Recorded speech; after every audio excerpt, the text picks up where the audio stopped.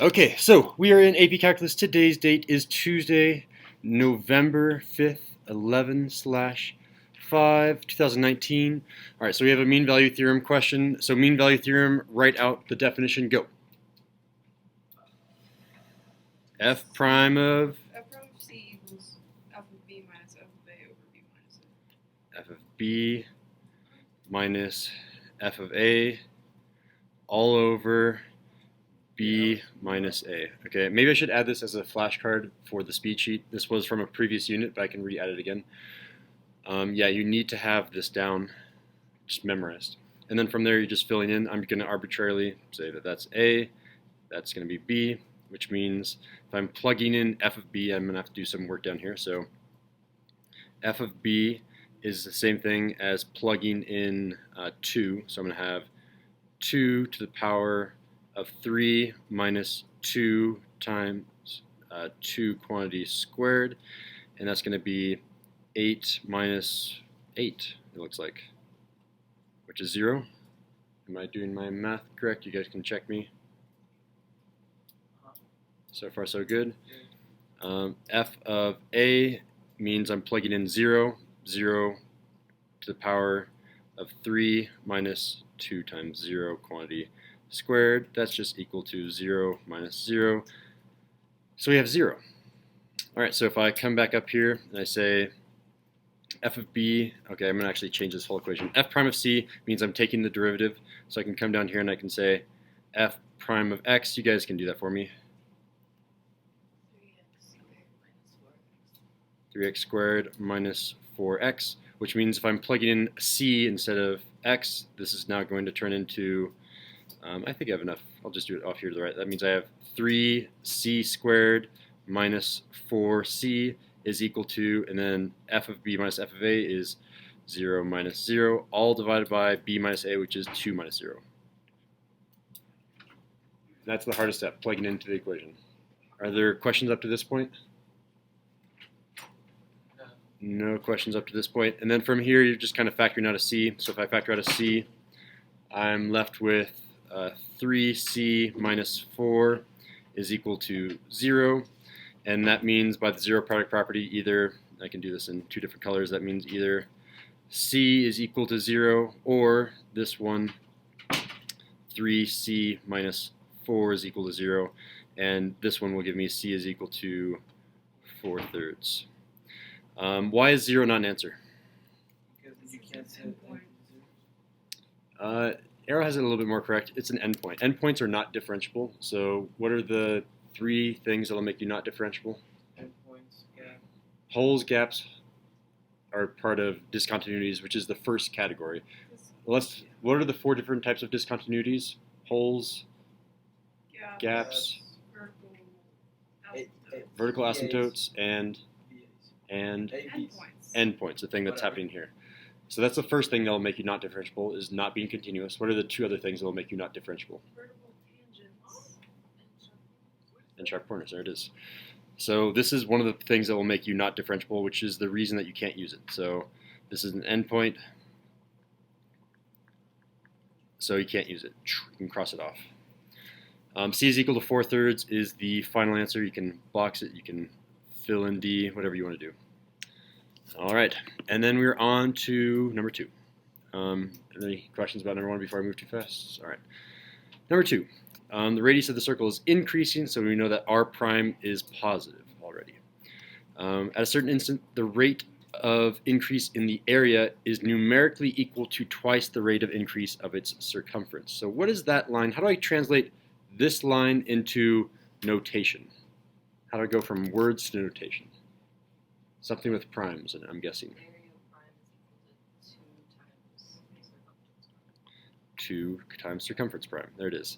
So whenever you see the word is, that means equal, and then twice the rate of increase of the circumference. So this is talking about c prime, and then times 2, because it's twice of that. So let me write this a little bit neater. 2c prime. And then we need to actually do some math. So you should know what area is just by itself. Area is equal to pi, there it is, pi r squared, which means a prime is 2 pi r R prime. r prime. All right. And then circumference is equal to 2 pi r. Again, these are the other things that you have to have memorized. And then from there, you have to take the derivative. C prime is therefore equal to, someone shout it out,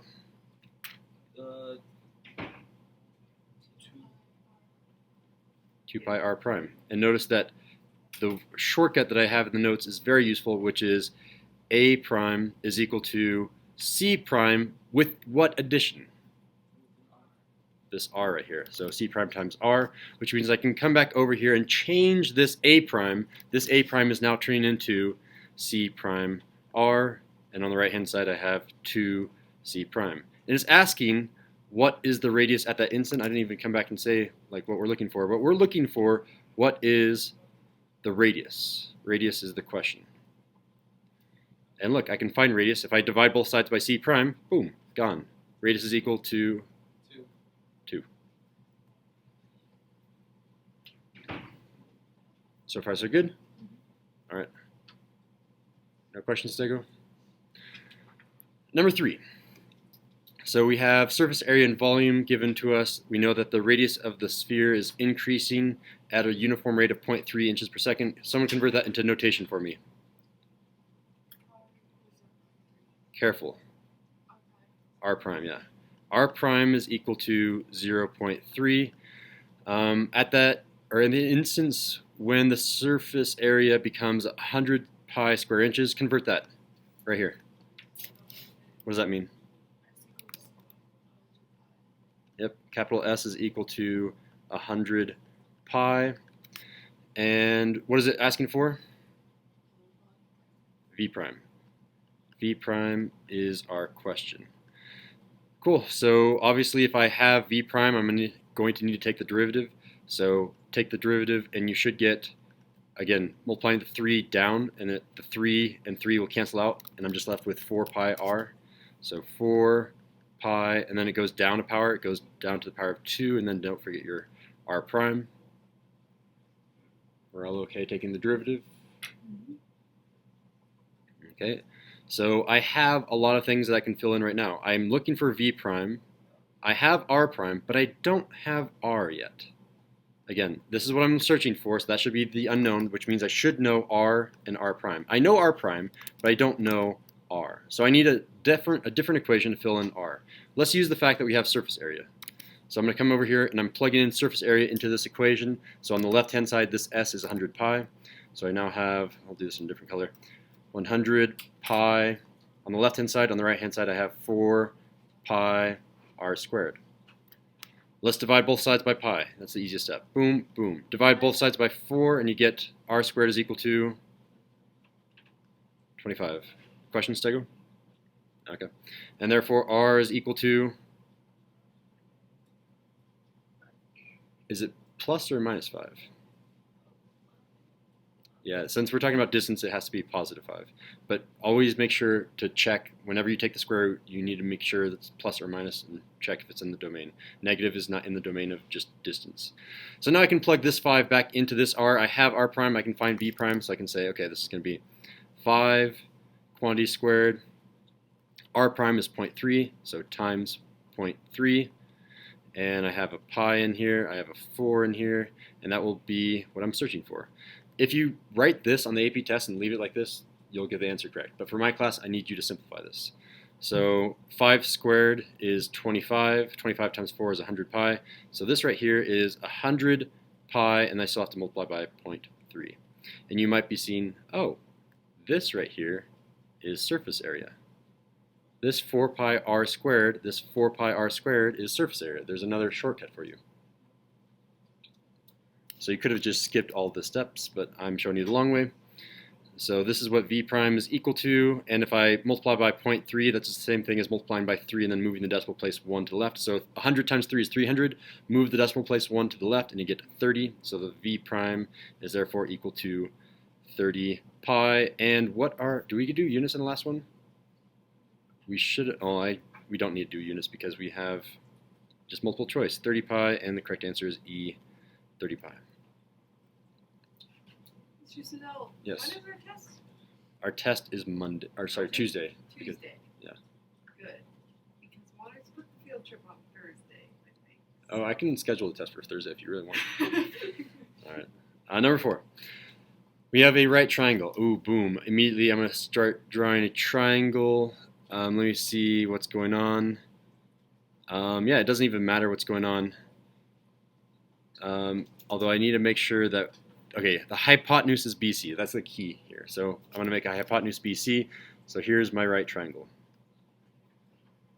And I'm going to make my hypotenuse BC, which means A is the right angle. All right, and let's start labeling this thing. Leg AB is decreasing. This AB is decreasing at a rate of 3 centimeters per minute. So that means that I'm going to call this length, I don't know, A. This length A, I'm talking about the rate, so A prime is equal to, is it a positive or a negative 3? Negative 3, because decreasing, again, this word decreasing means negative. Leg AC is increasing at a constant rate of 4, so that means I'm going to call this B, I guess. So B prime is a positive 4. And how is the hypotenuse BC changing at the moment when AB is equal to 12? So AB is equal to 12, so that means down here we know this is 12. And AC is equal to 5, so this length down here, B is just equal to 5. And we're trying to search for how fast is BC changing, so we're really looking for C prime. C prime is our box, our question that we're trying to ask. So for that, you have to find the C. Yeah, we use the equation to find C prime, right? Yeah, exactly. We need to find C. And if you know your Pythagorean triples, there's only 3 that are ever on the AP test. Do you want to? I can list them all right now for you if you want. These are all the Pythagorean triples that you need to know.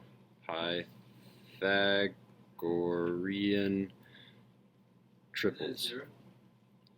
So Pythagorean triples that you need to know: 3, 4, 5, and then double that: 6, 8, 10, and then this one, which is 5, 12, 13.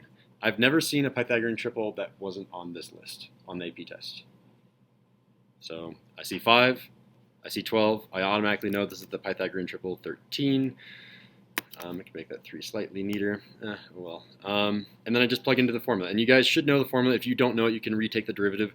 But the old-fashioned formula that we've been using is AA prime plus BB prime. Yeah, C prime. Would that be something that you'd like on the speech sheet as well? Or is it? I think I know. Well, that's, yeah, you should put it in the speech. All right, I will. So I have negative, or I should do this in order, 12 times negative 3 plus 5 times 4, bless you, is equal to 13 C prime. Again, we're looking for C prime. So just simplifying a little bit, I get negative 36 plus 20 is equal to 13 C prime. And that's going to be negative 16 over 13 is equal to C prime. So it's decreasing at a rate of 16/13. Decreasing at 16/13. The correct answer is B. We have another self-check right now, right? We do indeed. Yeah, are there any questions on this one? No. Fingers, how many did you get out of 4? Can you put it out of 4 at the top right as well? I got a 4, 4, 2, and a 0. All right, so your goal is to either stay the same if you got 100% or to increase it on the next self-check. All right, so self-check 4.2, we gave ourselves 8 minutes. Here we go. Number 1. It looks like we have mean value theorem again, so it's very similar to what we just did for problem number 1, self-check 4.1. You have to first define mean value theorem. Someone do that. FC equals to FB minus FA over FB and minus F. Is it possible Close. we could get this problem just by process of elimination looking at the answers? A lot of them are endpoints. Yeah. Literally all of them except for the answer endpoints. Oh, yeah. You could just use multiple choice strategies. That's how I did this problem. I don't know. Well, there you go. Well, not all of them are going to be like that, but the correct answer is B, just by eliminating endpoints. Let's go ahead and go through this problem. All over B minus A, as Gio said, which means I need to find f of B, I need to find f of A. So f of B, that means I'm plugging in, I'm going to say that this is A and this is B. So if I plug in B, that's going to be 3, so I'm going to do 3 to the power of 3 minus 3 times 3 quantity squared. 3 cubed is 27. This is 9 times 3 is 27, so 27 minus 27, and I get 0. F of a, that's a bad f. F of a, that's going to be 0 quantity cubed minus 3 times 0 quantity squared, which is just 0 again. And we might as well take f prime of x. I can find that down here. F prime of x, the derivative, the 3 is going to come down front, and someone just do this one for me. 3x squared minus 6x. Minus 6x, perfect. So if I'm using this formula, on the left-hand side, plugging in c for all of these x's, I have 3c squared minus 6c is equal to 0 minus 0, just plugging in f of a, f of b, all over 3 minus 0. Again, factoring out the c. I can factor out a 3c. So 3c times c minus 2 should be equal to 0. Using the zero product property, that means that c is equal to 0, or I guess 3c is equal to 0, which obviously means c is equal to 0. And over here we have c minus 2 is equal to 0, which means c is equal to 2. We can't use c is equal to 0 because that's an endpoint, and we can write endpoint here. So the correct answer is B, which you guys all got from multiple choice strategies, which is good. All right, so radius of the circle is increasing at a rate of 0.2 meters per second. Someone turn that into notation for me. R or R prime? R prime is equal to, is it positive or negative 0.2? Positive, yeah. Increasing means positive, so positive 0.2. What is the rate of increase of the area? How do I turn that into notation? Yep, capital A prime. That's the thing we're looking for. At the instant when the circumference of the circle is 25 meters, someone turn that into notation.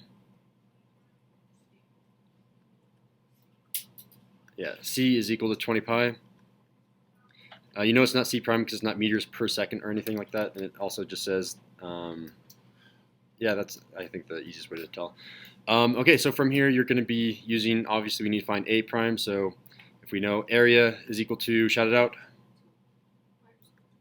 pi r squared, which means A prime is 2 pi r prime. Perfect. I also need to know circumference. Circumference is equal to 2 pi r. All right. So I need to find A prime. Well, here it is, but I need to know r and r prime. I only know r prime, so I need to figure out r first. To figure out r, I'm going to use circumference. I'm plugging in 20 pi for c because 20 pi is equal to c. So here we go. 20 pi is on the left-hand side, and I have 2 pi r on the right-hand side. Let's divide both sides by pi. Gone. Divide both sides by 2, and I get 10 is equal to the radius. From here, I'm plugging in 10 into the radius, and I have r prime still. R prime is actually 0.2, so 0.2 right there. I have a pi, I have another 2, and that should all be equal to my rate of the area. Let's go ahead and do 10 times 0.2. That should be what? Shout it out. 2. Yeah, so you're just moving the decimal place over to the right whenever you multiply by 10. And then 2 times 2 is 4. So the answer here is 4 pi. And that is our area prime, which is 4 pi. Looks like the correct answer is C.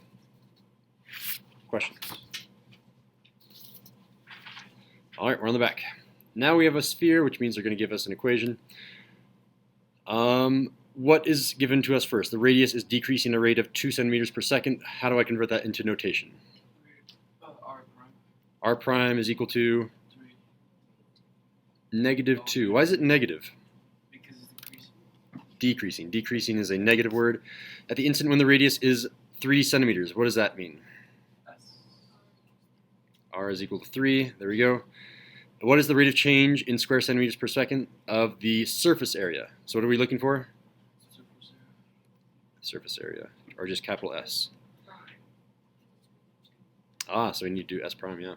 Thank you. You can log it. All right, so, and it gives us our formula. So if we have the formula S is equal to 4 pi r squared, we obviously need to take the derivative.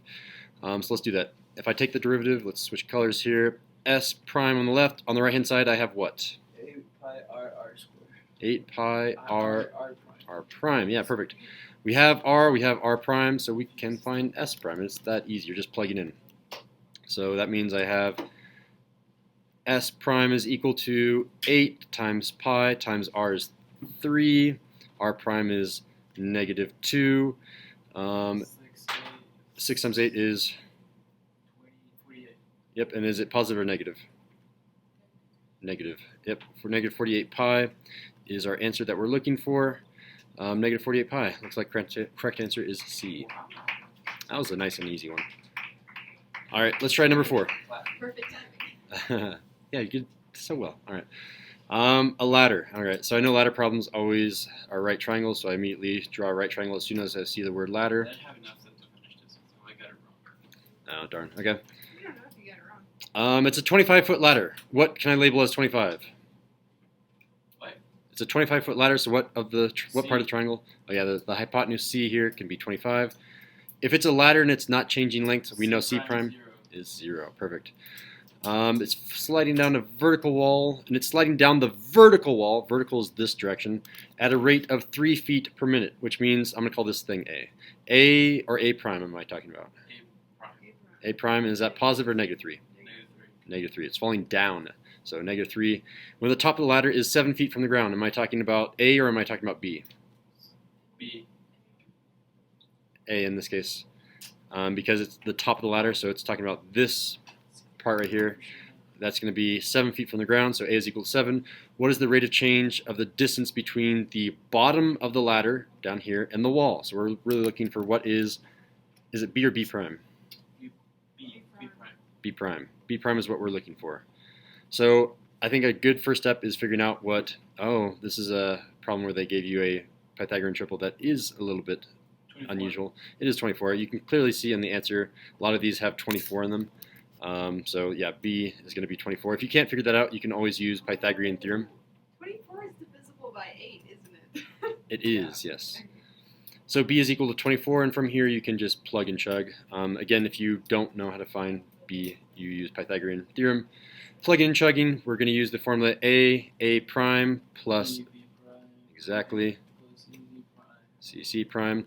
A prime, so I have 7 times negative 3 plus B prime. That's, well, I don't know what B prime is, but I knew B as 24 B prime. 24 B prime, and 0. you can just make it 0. I'm going to go ahead and leave it 25 times 0 for now.